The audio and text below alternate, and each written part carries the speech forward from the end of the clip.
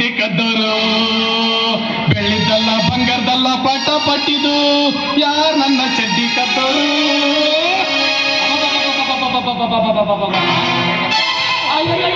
ನಿನ್ ಚಡ್ಡಿನ ಯಾರೋ ಕದೀತಾರೆ, ನೀನ್ ಹೊರಗೋಗಿರೋ ಚಡ್ಡಿನ ಬಂಗಾರ. ನನಗೂ ಅದೇ ಅನುಮಾನ. ಅಲ್ಲ, ಮೊನ್ನೆ ಮಾರ್ಕೆಟ್ ಹೋಗಿ ಪಟಾಪಟಿದು 100 ರೂಪಾಯಿ ಕೊಟ್ಟು ಚಡ್ಡಿ ತಂದಿದೆ ಕಣೆ. ಯಾರ ಕಳ್ತನ ಮಾಡಿದಾರ ನೋಡ. ಲೇ, ಇವಾಗ ಯಾರು ಚಡ್ಡಿ ಹಾಕೊಳ್ಳಲ್ರು ಕಣೋ.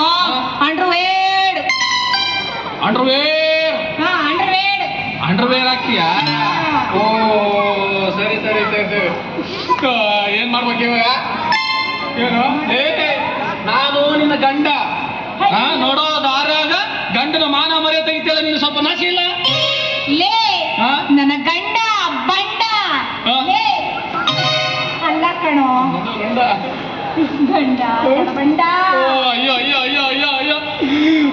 ನೋಡೋದಾರಾಗ ಗಂಡನ ಮಾನ ಮರ್ಯಾದೆ ತೆಗಿತಾಳ. ಯಾರಾದ್ರೂ ಗಂಡಸು ಬಂದ್ರೆ ಕಾಪಾಡ್ರಪ್ಪ, ಕಾಪಾಡ್ರಿ. ಅಲ್ಲ ಕಣೋ, ನಿನಗೆ ಯಾಕೆ ಡೌಟ್ ಬಂತು? ಗಂಡ ನೀನ್ ಗಂಡಸಲ್ವಾ?